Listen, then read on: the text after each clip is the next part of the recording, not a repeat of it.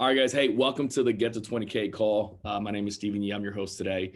Very blessed and honored to have my buddy and good friend, Zach Tradowski, joining us. For those of you that don't know him or don't know his story, Zach got started here when he was 23 and was able to go Hall of Fame 3 years in a row, right? So now he's 26, went Hall of Fame 3 times, has $1 million plus business, and just has he does a really good job helping agents get out in the field and writing a lot of business. So he's going to be able to jump on and share some thoughts with us today. Zach, you there, man? Yeah, I got you. Can you hear me loud and Yes, clear and sir. everything? Loud and Awesome. clear. So, hey, dude. So thanks for jumping on, man. Just wanted to, share with you or, have you share with our group. We have a lot of guys that get started with us. And the thing that I see very often, especially in your group versus all the other groups that we've talked to, is you got guys coming in writing 20 grand like instantly. Like we should change the Get to 20K call to like your group, because like it seems like everybody that gets started with your group writes 20K right away. What are you doing with brand new agents, setting that expectation with them and allowing them to do that right away? Yeah, I think and I guess I want to start with this. So like the last few months getting to work in the Vegas office with you and Andrew, right, has been really good for me because I've got to learn kind of the other side of the business, right? Where you talk about like you guys have always been really good at building business, and then the other groups have been better at being insurance agents and kind of figuring out how to mesh them and do both together, right? Right. And I guess I bring that up because people ask like, what's been changing your business? I'm like, dude, I've learned more from Steven than almost anyone. Like, don't tell Andrew, but I really have, right? And and it's just because I understood I didn't know what I didn't know, and that I needed help in certain areas that you were really good at, right? And I think if you're a producer, you need to have the same mindset when you're learning how to get really good at producing. And we talked to all of our agents about this. We're like, hey, this, because I hear some, do you ever hear, dude, people that go, the Slack group is kind of discouraging Hmm. because we see all these sales and I just feel like it's like I don't belong or something like that. Yep. And I'm like, so I tell agents that up front now. I'm like, hey, the Slack group, just so you know, when you're seeing all these sales and you see Easton go write 40 grand in a weekend, that's not for us to go, hey, look how good Easton is. The entire point of us having that group is so you can look in there and see who is doing what you want to do and only ask them for help. Right. The Right. guy that's been here for 5 or 6 months and I'm gonna offend some people probably, is doing 15 grand a month. If you're training people right now, dude, stop. Like you can't, you're messing people up, right? If you're only Right. doing 15 grand a month, you should never train anyone. And you can be like Jordan Lowry, right? And go, hey, I'm not great at selling insurance. My best month is 25K. Why don't you talk to Nina? We have guys on our team that do that, right? So, but the point is, when you're seeing people on Slack that are putting up sales constantly, the reason that we do that is so that you know who you can and can't reach out to, right? If some guy that you've never seen post his numbers on Slack, never seen him post a sale and writes, 10 grand a month and has been here for a year, if he gives you any advice, the only thing you should take away from that is what not to do when you're becoming an agent, right? Right. So that's the first thing I wanted to point out, is that the best way to get good at this business is find someone who's doing exactly what you want to do. And for me, I was always like, okay, if I'm doing 20K a month, I'm going to find someone doing 40 and let them teach me what to do, right? Or if you're doing 10K a month, find someone doing 20 to 30 and let them teach you what to do. So I always wanted someone to be at least double my size as a producer for me to take any of their advice seriously, right? And I think that helped me a lot in the beginning because, Steven, early on, I would talk to all these other people who were I was at. And what happens there is I call Steven and he's having a bad day. And I go, dude, this sucks, man. I got no showed 5 times. And Steven's like, yeah, this sucks. I got no sailed 5 times. And then we just drag each other down, right? Whereas if I call Easton and I go, hey, I got no showed 5 times today. He goes, yeah, me too. But I had 12 appointments and I still wrote 8 grand.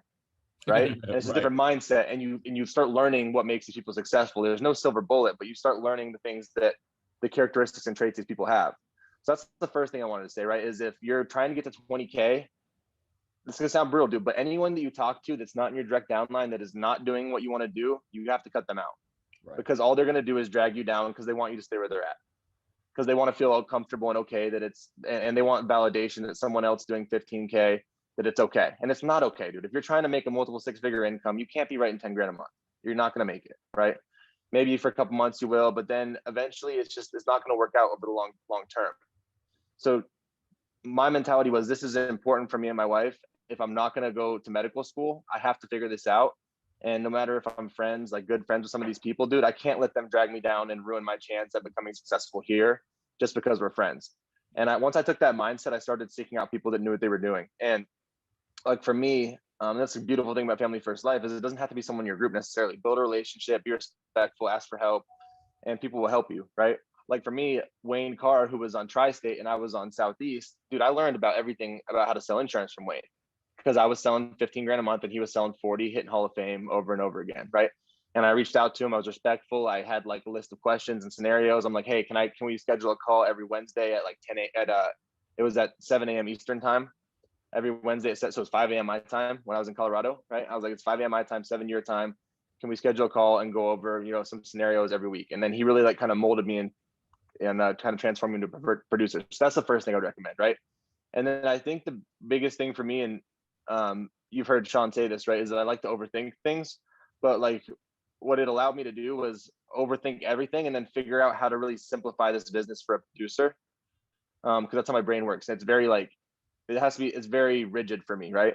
So I'm like, I need steps because I don't know. Maybe I have some form of Asperger's or something. I don't know what it is, but like my brain is weird, right? I don't think normally. So I have to get everything. I'm very OCD, right? So I'm like, what are like three things that you can focus on as a producer? And for me, like I found there's only really three things that all the top producers do. And usually if one of them's missing, if someone's not writing at least 20, 30, 40K, right? And the first thing is leads, right? So leads, I mean, the whole goal with leads, and were you around yesterday when someone said that they're called leads, not sales? If they're called sales, everyone would do it. Right. I think that's what Andrew said, that someone called him and told him that, but it's true, right? And the leads is like, people ask a lot of questions about it, like how many do I need? What type should I get? And the broad answer is as many as it takes you to get 15 appointments every 2 days that you're running in the field. And that's going to be a little bit different for everyone depending on your skill level. If you're brand new and your budget's a little bit shy, then maybe you go, okay, I need like maybe 150 to 200 1 and 3 month internet leads to get my 15 appointments per dial session, though, not per week, right?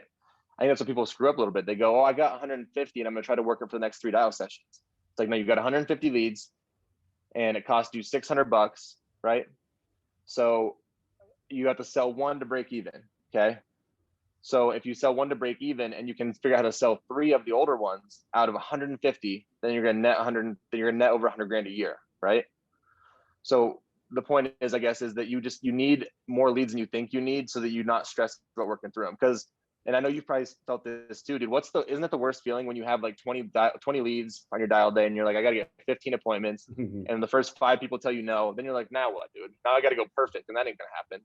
Right. So you always want to overdo, especially as a new agent and as someone who's trying to get to 20K, you got to overdo what you want to do for leads because your skill set's not as proficient and then you can cut it back later. And thankfully with the system we have now, there's leads that range from $1.50 in the CRM to $11. And then you can buy up to, $60, $70 mortgage leads. So what I mean by more leads is maybe when you're a brand new agent, you have to get 150 to 200 of the 1 month leads per dial session, which still only costs you $800 to $1,000 a dial day, right? And all the top producers, all the people that write 40, 50, 60K a month spend at least 2,000 a week on leads.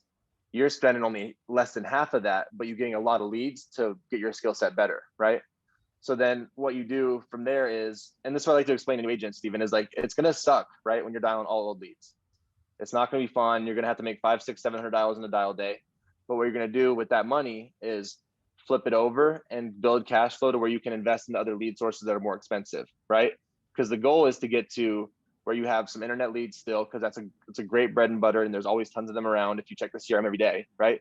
And then you start mixing in some Facebook final expense leads, some mailers, whether it's final expense and mortgage, and then you're running about 30% of all of them in your business. And what that'll do is when you're buying 150 internet leads, dude, your dial day could be 8 to 10 hours, right? I've seen it from new agents where they dial 600, 700 times, get 15 appointments, and they do well, but you got to dial all day. But when you start mixing in the other lead sources that are a little more expensive and the leads are like, they just mailed it in, they're totally brand new, then what that does is it takes your dial time when you still start at 7:30 in the morning, now you're done at noon. And then you have time from noon till 5 or 6 at night to work on building your business or whatever. Or if you just want to be a producer, to go hang out with your kids or whatever you want to do, right? But I think that's the part that I think I did a bad job of explaining early on was, yeah, it's going to suck in the beginning, but it doesn't suck forever as long as you're good with your money and reinvest it the right way. And really, like you've always said, the first time you buy leads is the only time you should have to, as long as you work them, because then you're playing with house money.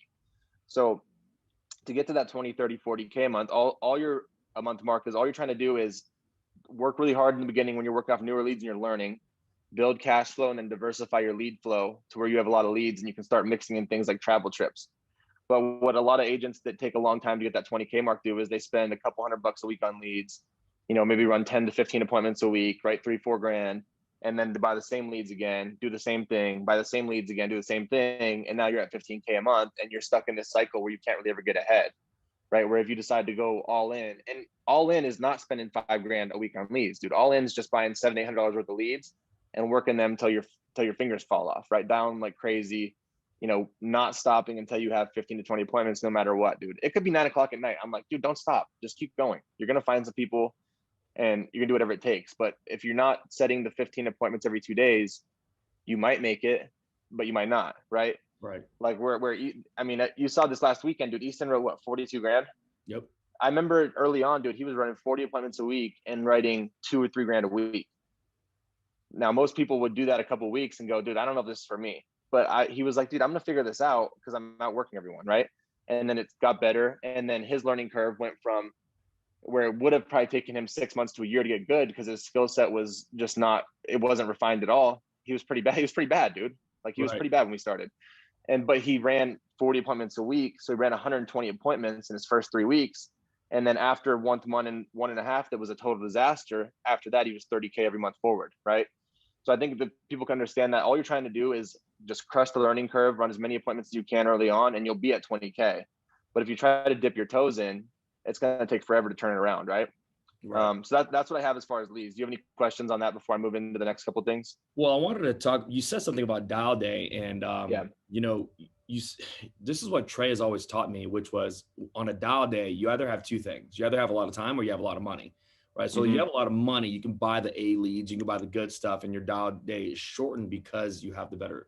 I wouldn't say better stuff, but you have the, those are easier to book, in my opinion, right? Yeah. Or you have a lot of time because you don't have the money, which means you have to be on the phone 600-700 times. Can you talk about how, like, with your group, you guys like get them in running 1 month old, 3 month old, internet, life leads, instant, new internet. You get them on the CRM, old mortgage, old final expense.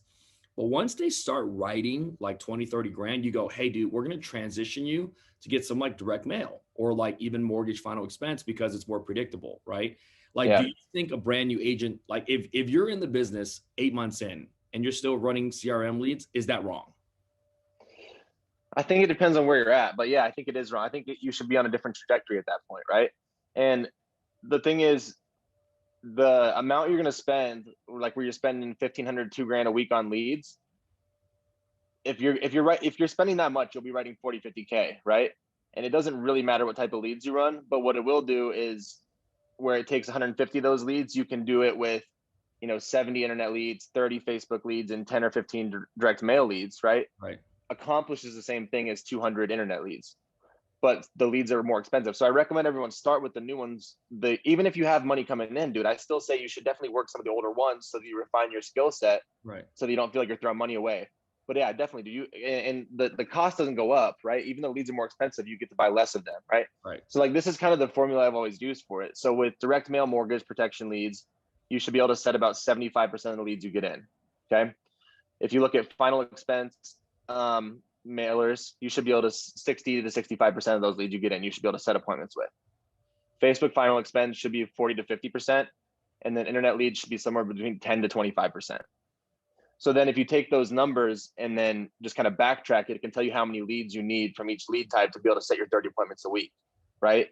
Would everyone run 30 mortgage appointments a week if they could? Yeah, dude, but it's really expensive to do that because you need a lot of leads. To run 30 appointments a week from those, you're going to need 40 to 45 leads a week. And if they're $80 a lead, like some of them are, it's going to be too much, right? It's just not going to be worth it. Like I've done it right there. Dude, I've done it. Like I've literally done it and it sucks. And then you're trying to pay your lead bill to catch up, right? So what you want to do is have a good mixture and stay diversified with your lead flow, like you said, because the other thing is you don't want to move away from CRM leads and only go to Facebook leads or mortgage because what was it, 4 months ago, right? Dallas had a big freeze, dude. And it just so happens that a bunch of mail houses are in Dallas. So all the people that relied only on mortgage protection mailers and final expense mailers had no leads for like 3 weeks because all the mail stopped for a minute when there was a big freeze, right? Right. Same thing with around election time with Facebook leads, right? there's a bunch of advertising going on online. So if you're only relying on Facebook final expense leads, and then all of a sudden the ad cost goes to $100 a lead because it's election time or something else comes up, or Facebook changes their algorithm, then you have no leads. And same thing with CRM leads, dude. If there's a big discount, if Sean goes, hey, we're going to give you 50% off of all internet leads, and then everyone goes in the CRM and buys internet leads, and you somehow miss it and don't get it ahead of it, then you're screwed too, because everyone bought all the leads. So that's why you always want to have at least, I like to have 3 different types of leads to work as a top producer. Right. That's awesome, man. And see, like the other thing too is you guys dial live on Facebook, and it was just fascinating hearing you guys talk about this yesterday. Like a lot of people book 2 to 3 appointments an hour. You have guys in your group that are setting 10, 11, 12, 15 appointments in 1 hour. But it's because they've gone so sharp on their skills and their leads that they're calling on. I mean, you told me the other day, like Easton said, like 7 in a row, like 9-month-old mortgage leads. Yeah. But it's just work. And I feel like a lot of people don't get there, and they don't have the phone muscle that a lot of people do. So, dude, you know what I've seen as far as the live dialing though? And I think if you have the opportunity, like if anyone on this call has the opportunity to get on a live Zoom dial and be the person dialing, is that you're actually better on the phone than you think you are usually, right? But you just do lazy crap when no one's watching. Right. So like what we've seen is, dude, there's this guy, I'm not gonna say his name, but dude, he don't work that hard, right? But yesterday, when everyone was watching him at 9 in the morning, he said 11 appointments. He's like, that's the most I've ever set in an hour. I'm like, well, how many dials did you make? He was like 82. And I'm like, how many more dials is that than you typically make in an hour? He's like 50 more probably, or 60 more. But like, so what I encourage you to do is put yourself out there, get on Zoom dials. And I used to literally get on Zoom when I was dialing myself and record it, because I was going to send it to everyone so that I'd be sharp on the phone still. And so I wouldn't take a bunch of time to mess around on Facebook when I was dialing. And most times I didn't send it out, but I would just do it just to hold myself accountable. Right. But what it does is everyone on this call probably knows and has heard training and knows what to do on the phone, but they have these weird habits they fall back into because they're comfortable. If you put yourself out there and get on a Zoom dial where everyone's watching, all of a sudden, dude, you're going to do what you know works because everyone's watching, and you're going to set a lot of appointments. You're not going to spend an hour on Facebook. You're going to sit there and dial the whole time while everyone's watching you. So I encourage everyone to put themselves out there. It'll really show you what you're capable of. And we like to take new agents who are starting to have success and put them on the live dial for an hour and let them sit there and crank it out. Because one of 2 things can happen. Either they're going to start killing it, or we can pipe in and go, hey, dude, say this instead of this, and we'll help them and coach them up. But dude, what I've seen the most is people really do know what to do on the phone, but for whatever reason, they have these weird habits that they don't want to stop doing. But when there's 75 people watching you, then all of a sudden you're like, I know what to say. I'm not going to say the dumb thing, and I'm not going to book the appointment that says I may or may not be there. Like, you're booking legit appointments and you're working your butt off. And what we've seen is people take that energy they learn from on the live dials, and then they're like, okay, now I know what my capability is. Now I know what my ceiling is. So I can do this when I'm just dialing, by myself.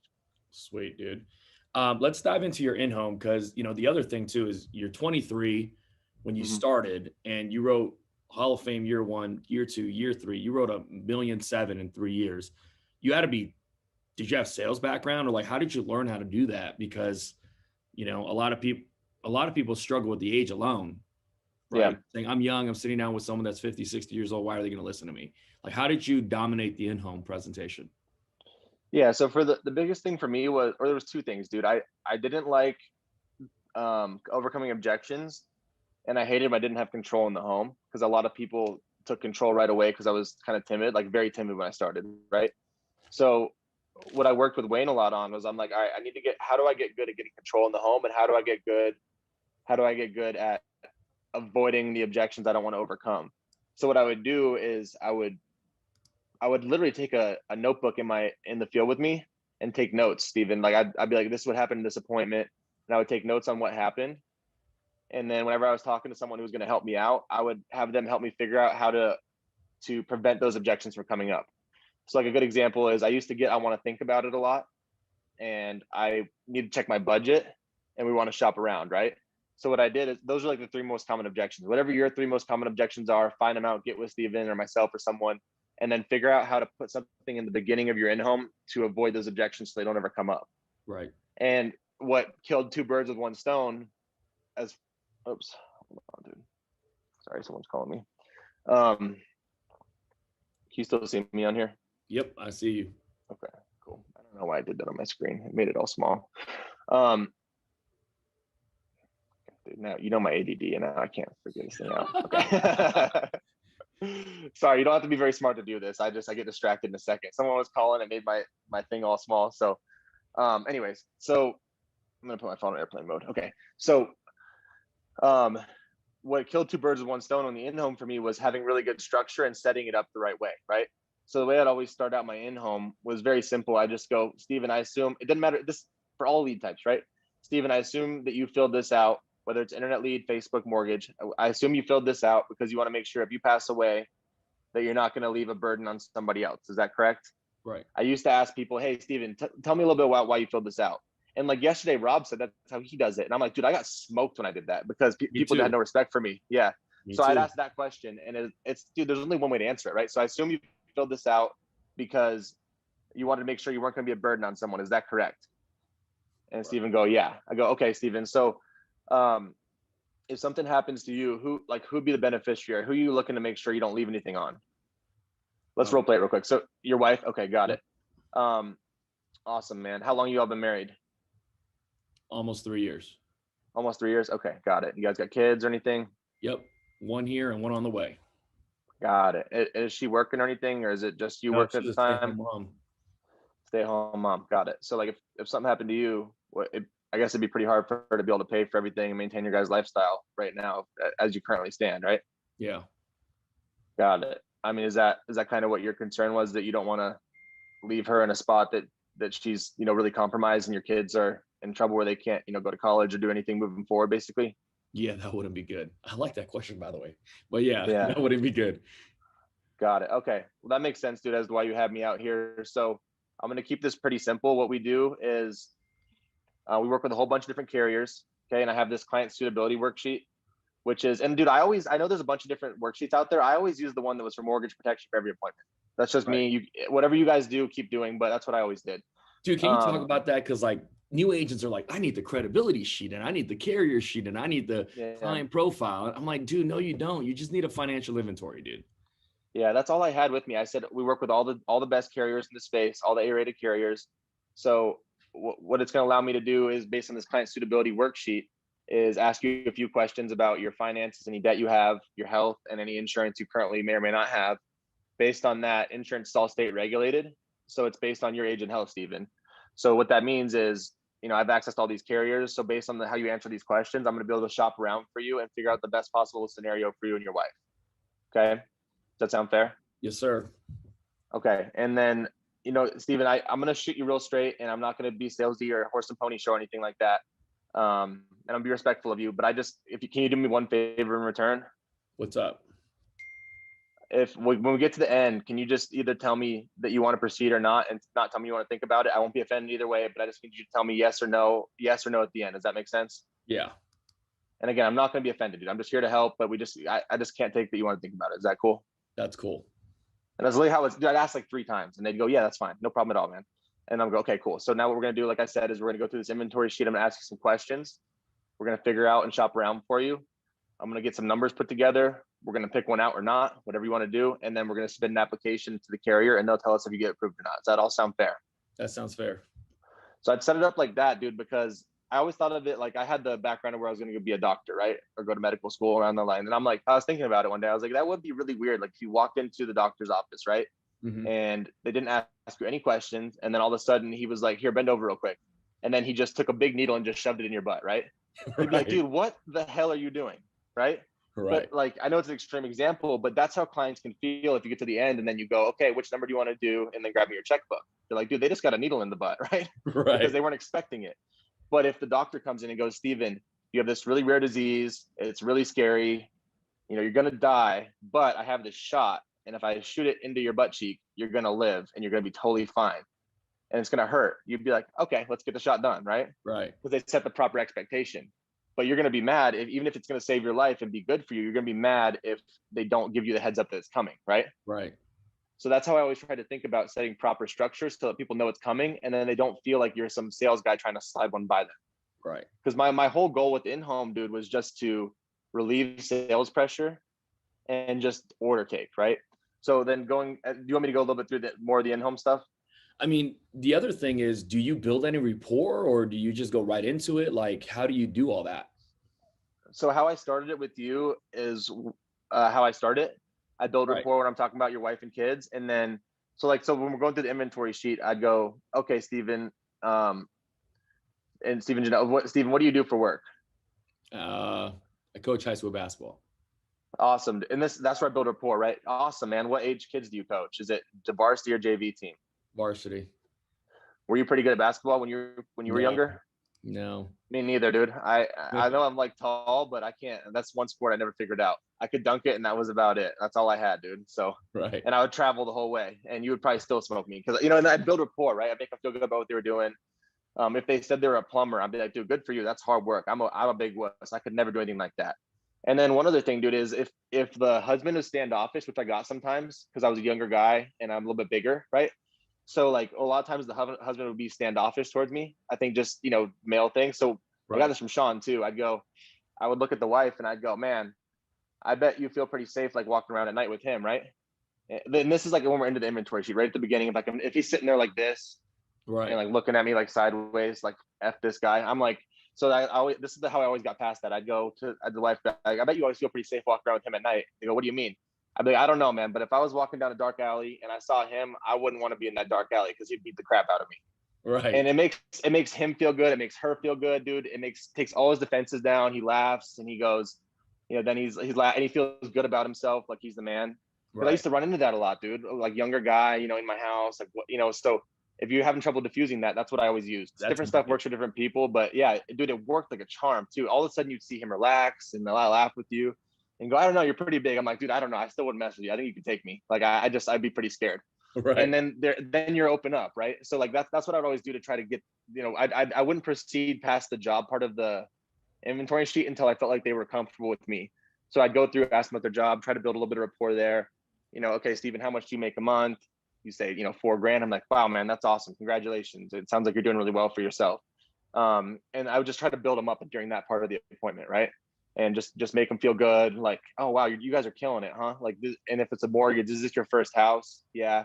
Wow, congratulations, man. Well, hey, and then I'd always throw this in mortgage appointments. Well, the good news is today is the lender wouldn't have approved you for a loan and wouldn't let me come out here if you weren't able to afford this. Because as you know, they went through your debt to income. So just so you know, I'm not going to show you anything you can't afford because we already know that your debt to income ratio is such that you can afford whatever we're going to go through today. That's solid. That's good. So, and it's just another thing. Like, I'm like, you're killing it. Congrats on your first house. You're making a lot of money. We're not going to, and just so you know, we're not going to show you anything you can't afford today. Right. Dude, that's money. So, okay. So like you get to the end, you show me the options, or how do you top down? Do you 3 options? How do you do yours? I do 3 options, I guess. And then one other thing let's touch on in-home, like I think where the sale is really made is like if it's a couple, let's use a couple, like it's you and Janelle, right? So I go, hey, so you make $4,000 a month, let's just say, right? How much, Janelle, you're not making any money, right? Mm-hmm. And she go, oh yeah, I go. And then this is where a lot of people I think mess up a little bit is they keep talking to you, Steven, right? They keep talking to you. I go, all right. So Janelle, so if something happens to him, like, what do you think that would look like for you and the kids? Like, what would your guys' plan be? And she'll go, I'm not really sure. I guess we need insurance, right? Or whatever the answer they give you. Right. A lot of times sounds good, but you got to dig a little deeper, right? So got it. Well, like if something happened, y'all didn't have any insurance, what would the plan be? What would you guys do? And I just asked very casually, like, what would you guys do? Like, what would that look like? And if you ask in like a really laid back type manner, they'll answer you, right? So what would you guys do? What would this look like? Oh, I'd have to move back to California with my parents. Got it. So you got the 2 kids, parents, like, is that something that you would want to have to do? And then the whole time I'm talking to her, right? I'm talking to her. And if Steven pipes in, I'll go, hey man, like in this scenario, let's just talk with her because she's gonna be one figuring it out. Like, let's just pretend like you're not around anymore. And sometimes they'll laugh. This is the other thing I wanted to touch on. So sometimes they'll laugh, right? Like I'll go like, no, Steven, you're dead in this scenario, and they'll laugh. And I'll just look at them straight face and I'll go, dude, this isn't funny. Like, this is your best friend and husband. Like, why are y'all laughing about the situation where he could be dead? Because what I did early on is I'd laugh with them, and then you're screwed, dude. You lose all control. Right. So when they do that, and it makes them really uncomfortable, dude, I'll just stare like right at her. I'll be like, why is that funny that if something happens to him and he's passed away and then you and your 2 kids are on your own? Like, I just have weird sense of humor, but I don't think that's very funny, is it? And dude, they just like so much tension, right?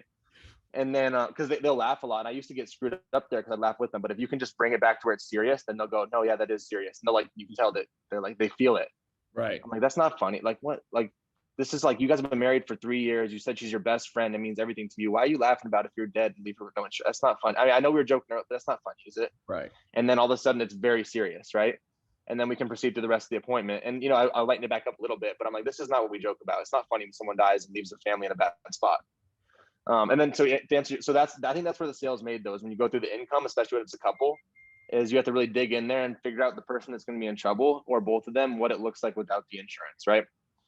And then, so yeah, moving through to the end of it, I always just show 3 numbers. And I think if you do the first part right, like through what we just talked about, then the rest of it should be pretty smooth sailing, right? I mean, that's really where the sales made.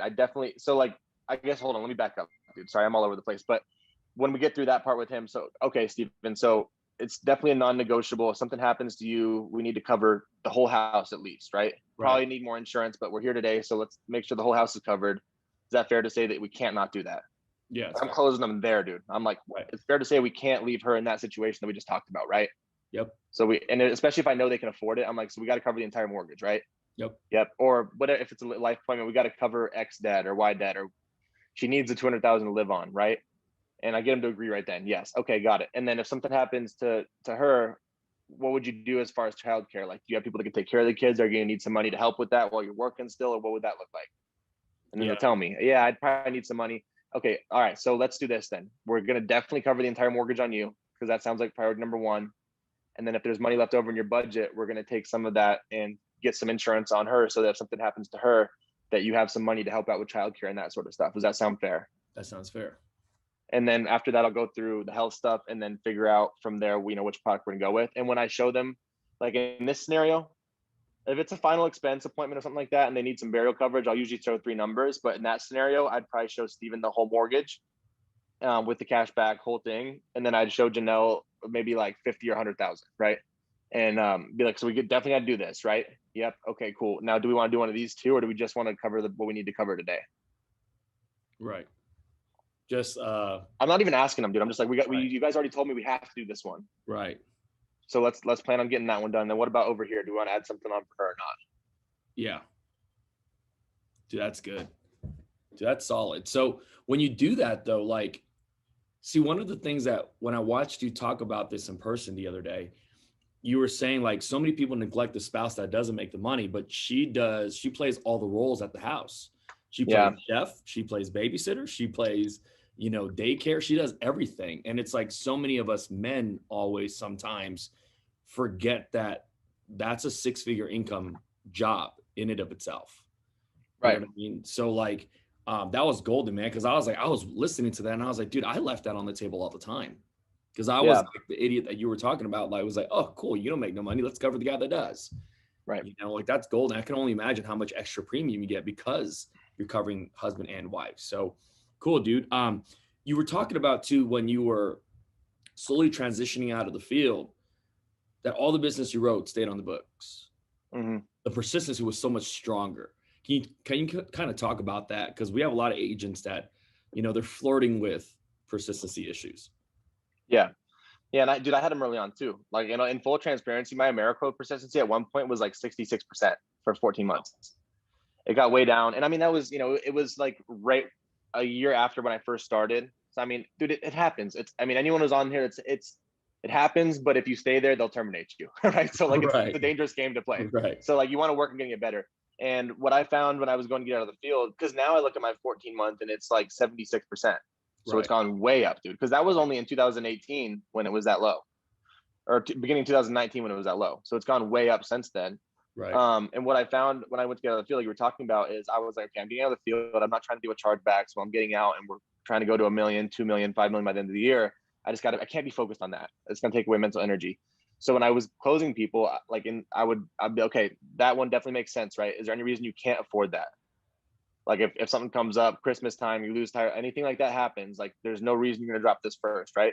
Because we talked about it. If something happens to you, Steven, she's in big trouble. So it's a priority, right? Like if something else comes up, you're canceling something else before the insurance, right? Right. And I would just solidify it over and over again. And if people were shaky, they'd be like, I don't know. I'd be like, okay, well, you told me that she was in big trouble if something happened to you. But I'm not, I can't, I can't be the person that like forces you to do something you don't want to do. But you said, so I guess what I'm trying to say, Stephen, is if you're okay with leaving her in that compromising position and you're not sure that this is a priority to you and you're okay with taking the risk that she and your kids may be homeless, then we won't do it. And it's okay. And you can tell me to go. Right. Or if you want to do it, we got to do something and get it done today and make sure that, because today is the healthiest and youngest you're ever going to be. So we got to make sure that we put something in place today that you're able to keep forever. And if people are shaky on the premium at all, dude, like even if Steven on that one was like, I don't know if I can quite afford that, man, we got a lot of debt, other stuff. I go, all right, well, we got to have something, right? So let's drop it down a little bit. This one's $200 a month. Would $100 a month feel comfortable inside your budget to get started? And then we can increase it later. Mm-hmm. Because if we get it started today and then you cancel it in 2 months, like what are the biggest buildings in all of the cities? They're insurance buildings, right? They have enough money. So the only thing that does, it doesn't hurt me and it hurts you twice, because you pay a couple premiums to an insurance company and they keep the money, and then you die and you have no insurance, and then your kids and your wife are homeless. So let's find something that fits your budget that you know you can keep no matter what happens. And I would always try to talk people down. And it was funny, dude, like a couple months after I was in the field, I was getting calls for people that were like, hey, we feel comfortable, we appreciate your help and we want to add more insurance to it now. So I was like going back out and rewriting people. And I was like, I never had that before. But they were so thankful that I made sure it was good with their budget that they called me to add more later on. Right. Whereas what can happen, and I've seen happen with like Jake is an example of this, and he wouldn't care me talking about it, dude. He writes people some big policies and he pushes it to the max. Like, can you afford $500 a month? Yeah, probably. He's like, all right, let's do it. Right. And then he'll get big chargebacks sometimes. And he's worked on it. He's brought it down a little bit. But where I was always like that, like, we probably could. I'm like, hey, that's a lot. I get it. It's like a car payment. Why don't we start with 300? Is that comfortable? Feels better. Okay, well, let's do 200. Is that good with your budget and get you the insurance you need still? Keeping in mind that as long as your health doesn't change, we can come add more later. What we don't want you to have to do is get a bad taste in your mouth, be mad at me, have this $500 payment and not want to make it, and then cancel the insurance altogether and have nothing to protect your family. Because what this is all about is protecting your family on their worst day, right? Right. Dude, that's kind of cool, man. So it seems like you're talking people down and you see, like, you're a doctor or you were going to school to become a doctor, your family is full of doctors. I've always said, like, the doctors or the police officers, they ask more questions and they ask better questions, which is why they get better answers. It's the same thing in the home. It's like, I'm listening to your line of questioning and I'm like, dude, how many people on our call right now, the 50, 60 people that are on, don't ask those questions? Hey, so like, Steven, if this was to happen, like, play this out for me. Shut up, you're dead. Like, you can't explain this to me because you're not here no more. Janelle, tell me how it's going to work. Like, I've never done that in the home, which is why I've never sold 700,000-800,000 in a year. You know what I mean? Like, but that makes so much sense, is because, like, it doesn't take any more energy to ask those questions. It's just a better line of questioning. So that's cool, dude. So the way someone explained to me, like, how many questions you should ask was like, if me and my wife Deb were watching a movie, right? And then in the movie, the main character died, and then you had to follow like his family for the rest of the movie and see what happened to them. And I fell asleep right when he died. Then it's the same amount of questions I would ask her how the movie ended, and that much detail to understand what happened the rest of the movie. Right. If I fell asleep and she had to explain it to me. So I take the same mindset where I'm like, okay, you die, explain to me exactly what it looks like without the insurance. Nice. In so much detail that I can literally picture it like it's a movie. Right. And this is one ending. And then the alternate ending is we put insurance in here, and all the bad stuff that happened over here no longer happens because we put insurance here, and there's a totally different ending now. Dude, that's how much detail I wanted to get from the in-home questions I asked people. Dude, that's money. Last thing we'll talk about before we open it up for everybody is working weekends, right? Do like your guys' group. I mean, Easton wrote 42 grand this past weekend. Which it's ridiculous. That's like what some people write in like 4 months here at FFL. Yeah. Guys. But like, talk about how in your group and just with any part-time agents, weekends are like money, right? How did you build a culture? And even for you, like, how much premium did you get on the weekends compared to running Tuesday, Wednesday, or whatever days you ran? Yeah, dude. So I remember it was cool early on. Like, the way our group now is what Easton and I talked about when we first started building a business. I was like, we want to grow a big business. We want a lot of profitable agents and a lot of people making money. And we literally like spoke this into existence, as weird as it sounds. Like, I want to have the highest per agent, in the company. Like, right. We talked about that years ago, dude, like a year and a half ago, we talked that into existence, I think. But what it started from is I was like, dude, we're gonna have to work really hard though and make it no big deal. Okay. Right. And what I saw was I saw people like Matt and Paul and like John Wetmore and these guys that were I'm trying to figure, they were very polished, well refined, and you knew they knew how to sell, right? Mhm. And I would ask them about their schedules, and a lot of them, like Paul ran Tuesday, Wednesdays, right? Mhm. John told me he ran Tuesday, Wednesday, and every other Friday, and they hit Hall of Fame doing that. Right. And what I realized was, I'm like, okay, so they've been doing this for a while. Matt sold stuff for cars forever. John had been in insurance for a while. Paul had been doing insurance since he was 19 freaking years old, right? Right. So it's gonna, and they didn't do that year one, dude. They did not sell 400 grand when they started. It took them Right. 6, 7, 8 years of doing sales stuff to get there. So, but I did the math on it. I'm like, well, when I run 15 appointments, I write about 5 to 6 grand a week. Okay. Right. Which is legit what it was in the beginning. I'd run 15 to 20, I'd write 5, 6 grand a week. So I'm like, in order to get to where I want to go, like them, this is how I justified it in my own head, right? Where I get to go where they are, I'm gonna have to double up the activity because I'm like, they're writing double the premium on half the appointments. So I have to run double the appointments to write the same premium as them because I'm newer. So then I was like, how do I fit all that in? Because I needed to I ran 32 appointments a week, dude, for like 3 years straight. And what I had to start doing was I ran, my minimum was 8 appointments each day, 4 days in the field. And then I started doing it, and I was hitting Hall of Fame with, dude, literally closing probably 30% the first year. It was pretty ugly, but I picked up all the ones that were going to buy from anyone, right? Right. Like I picked up all the ones you couldn't have talked out of getting insurance. They would have probably done it if they could have filled out a form without me being there, right? Right. But I think I understood that it was going to take a long time for me to get as proficient as they were. So I had to just double up my activity to have the same result, which makes sense, dude, right? That's like if I went Right. to the gym with The Rock right now, I would have to take like so many steroids and work out like 10 times a day to catch up to him, right? Right. Because he's like 50 years old. He's been working out every day since he was like 18, and I'm 26. So it makes sense. This is the same thing, right?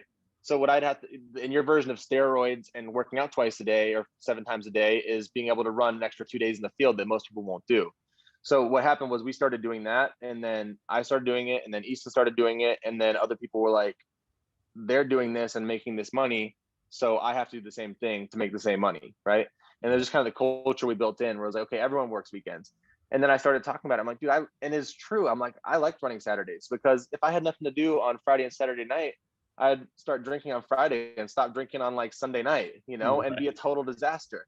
But it's really has changed. That's the biggest thing changed my life about this business is I stopped doing all the dumb stuff and hanging out with the people that bring me down outside of the business. Right. Right? Like the happy hour crew and then the game day crew. And then, oh, it's Sunday, there's more games, let's drink more. Dude, I was doing all that stuff when I started here. Right. Right. And then as soon as I realized I wanted to go here and stop doing that, it changed my perspective on so much, and realized how much people drug me down that weren't in our business and weren't trying to go where I was trying to go. And basically what happened was we kind of built the blueprint. We're like, dude, if you want to write 30, 40K a month, you can either build up very slowly, running 10, 15 appointments a week, working part-time, and maybe by a year you'll get there, right? Maybe not. Maybe you'll fail and quit and have to go back to your job. Or we know this way definitely works because when I was new and I really sucked, and Easton was new and he really, really sucked, like worse. I don't think anyone could be worse than I was when I started. Then I met Easton, right? But and I love him, dude, but damn, it was crazy. I'm like, you ran 10 appointments today, you sat with 2 of them, and they both told you no. What the heck is going? And you wrote 1 app yesterday for $30. How is this possible? I was baffled. But what happened was that he got through it. So he got through the stuff so fast by running on weekends, and he got ahead, right? And then what I realized, dude, is and you're seeing it with Easton right now. He always ran more appointments than me.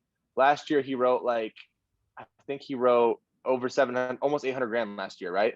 Right. His first full year, running 40 appointments a week. Dude, he's on pace to like 1-1 this year, right? And he didn't change. He actually runs less appointments now than he did last year, but he's just gotten better. So he cut it back a little bit. Right. So like what I did, dude, is in 2018, I ran 30 appointments a week, worked every Saturday, right? Then I did the same thing in 19, same thing in 2020. 2018, I wrote 400 grand and like some change. I snuck by it, right? 2019, I wrote like 600 grand. And then last year I wrote 700 in 10 months of the year, because my skill set just got so much better to where I was still running the same appointments. But you would think it goes like this, but it really goes like this, because Right. all of a sudden you start getting confident in what house to spend time in, where not to spend time. And you really start catching fire. So that's my advice for working on the weekends. It just depends on how quick you want to do this. If Right. you have no interest, dude, and you're good with making 15 grand a month, you probably shouldn't even be on this call, right? But if you're trying, but if you're trying to get to like 40 grand a month, and then you're gonna have to work weekends and put in the extra time to build your skill set to where then you can cut back later. And that's what I ended up doing last year, dude. Like last year, I ended up cutting back to where I ran Saturday and Sunday, and then I ran like 5 appointments on Wednesday if I needed to. And my goal was to get 10 to 15K over the weekend and build the crap out of my business. Right. And sometimes you'd have really good weekends, but I worked every day last year because from January I was like, I'm gonna figure out how to build the crap out of this thing and then get out the field. So I ran 11 appointments Saturday, 11 appointments Sunday, and then if I didn't get to my 15 grand over the weekend, I was running on Wednesday again until I got there. Nice, dude. So like, Sean always says you can be part-time forever, or you can be full-time for a year. Like it's up to you. You choose, right? And Andrew's always told me, like, you run during the day, to pay your bills, you run in the evening to get ahead, and you run on the weekends to get rich. And so like I've always taken that into consideration, because like when I was in the field and I was writing 12, 15 grand a week, I was writing like 8 to 10 of that on just Friday and Saturday. And it baffles me and boggles my mind when people go, yeah, Friday and Saturday I'm chilling, like I'm good. And I'm like, dude, you just took out 70% of your premium. So yeah. And it's okay, dude. If you wanna be an average person forever, like, I don't know, don't come to the Vegas office, dude, because we'll roast you. But just stay at home, stay in your lane, and run Tuesday, Wednesday, and write 10 grand a month forever, dude. And you can make a pretty decent career out of it. But if you're trying to blow this thing up, you're gonna have to do stuff that other people aren't. Like great, and I sorry to cut you off, but Grady always says you get paid based on your value to the marketplace and doing things that other people don't want to do, right? Mhm. No one wants to work, dude. I didn't want to work Friday and Saturday and Sunday, but I knew I was gonna get freaking paid by doing it because no one else wanted to do it, and it was uncomfortable. Right. So I didn't mean to cut you off, but that's no, you're good, man. We were just, we had a few questions. If you guys have any questions, feel free to drop it in the chat or the Q&A section.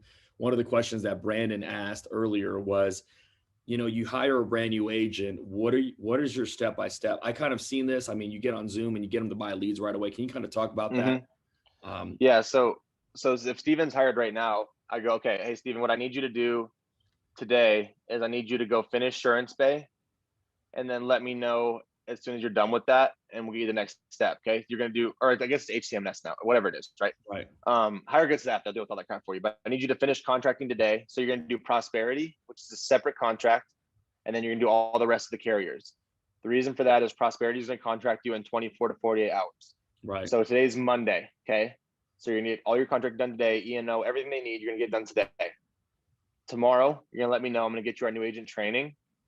Wednesday, we're going to jump on the phone and talk about leads. And then Thursday, you're going to be dialing because you're going to have Prosperity and you're going to go out in the field and write paper apps. Does that sound good? Any reason you can't make that happen this week? I can make that happen. Okay. So then as soon as he tells me he's done with the training, we have a new agent website, which I think you guys, so basically our new agent website has like get connected to Facebook, Slack, and stuff like that. It has the FL USA boot camp because, dude, I'm big on. I'm like, hey, FL USA is killing it, dude. They're like the Patriots. I don't care, man. I'm joining that team. We're getting on board with that. And a lot of stuff, I have no shame, bro. I'm like, this is working over here. I'm going over here. Like, I'm trying to just make money. I have no pride about that. But so we use the boot camp, like y'all's boot camp. People were like, aren't you worried that you're not on it? I'm like, I don't care, dude. It's working. Like, I'm just trying to help us grow. So I get them to get through all the training. So Tuesday, getting through all the training, right? And then Wednesday, I'm jumping on the phone with them and getting leads. So I call Steven on Wednesday. I say, hey, man, you got signed up for the CRM and everything, right? If he goes, no, I didn't. I go, okay, call Jordan, my admin, get signed up for the CRM, get registered, call me back. I don't go, oh, let me help you with that. I go, I'm real busy. I need you to get that done. Next time I call, it needs to be done so that we can get on the CRM and get leads, okay? So then we jump on the CRM. I'm with Steven. I go, okay, so you're in Clark County. Let's jump in there and see what's in your CRM, right?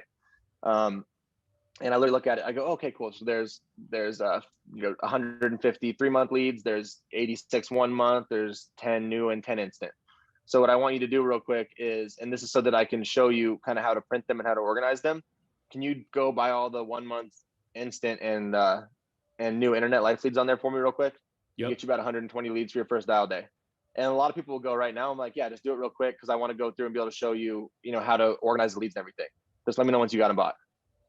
Bottom. All right, cool. All right, and then I'll be like, and I'll explain how to use it. Hey, go on there, click actions, export them onto into Excel so you can get on here. If you want to use some kind of phone system to help with that, go into that stuff. You can get more detail on off the call, but You can, so anyway, so I'll basically show them exactly how to get the leads. I'll be like, hey, why don't you sort them on here by county, so that you're make sure you're dialing all the same county, and then, sort of by county, then sort of by zip code. So when you're dialing all together, then you can call people that are all right next to each other in a row. So go on Excel, sort them all out. And then I'll go, hey, this is what you're going to do every Wednesday and Sunday, so that come Thursday, Monday morning, you're ready to dial. Does that sound good, Steven? Dude, that's so strong. Sorting them by zip code. Like, I've never even thought about doing that. That's makes you efficient, because then you're running all the appointments. They're right next to each other. You got 5 minutes between appointments. Yeah. Dude, that is so genius. So then you teach them how to buy leads right then and there. You get them the right prosperity and paper apps. You told me this the other day when we're with a few other guys. You said, hey, like, if you were to start a job right now, you wouldn't get paid for 2 weeks. Can you kind of talk about that too? Because a lot of agents, genius. Yeah, a lot of agents will go, well, I don't know if I want to go on the field yet because I'm not going to get paid right away. And I just go, if you started any normal job, like say you took a job at Chase Bank, right? And if you started today, you wouldn't get paid for 2 weeks anyways, right? Maybe 3, right, depending on how long their onboarding process is. This is the same thing, dude. You're going to be contracted all the carriers in a week and a half to 2 weeks, especially all the ones that pay you. So you're going to write paper applications. So you're going to already have the money, right? And then as soon as they appoint you, you're going to submit the applications. They're going to pay you right away. Right. So you're still going to get paid faster than you would if you took a traditional job. Dude, that's solid, man. And then the other thing I go through after we talk about leads, I go, okay, so Steven, I know you have questions. I want to get ahead of the objections like we do in the home. Right. Steven, I know you have questions about in-home. What we're going to do is you're going to focus only on dialing for right now. Tomorrow, once you go through and dial and you have your 10 to 15 appointments, then we'll talk about what you're going to do once you get to the home. So we'll touch base tomorrow night. Sweet. But just so you know, dude, if you don't set your 10 to 15 appointments, we're not talking about in-home. It doesn't matter. So like it only matters, in-home only matters if you can get into the home, right? Fair enough. It's in the name, right? So once you book your 10 to 15 appointments, call me and I'll tell you what you got to do once you get there. Just so strong. Colton, and then I send them a video. Right. Next day about in-home. Yeah. Too. Hey, here's how you do financial inventory. Hey, so Colton asked the question, how do you get agents to stay on the phone even after having a rough dial day with no's, no answers, wrong numbers, hung up on, et cetera? How do you keep them on the phone? Yeah. So I go, I get everyone on Zoom so that they can see everyone else having success dialing the same leads. Like I want someone to see Easton get told to go kick rocks 6 or 7 times while he's dialing and still book a bunch of appointments, right?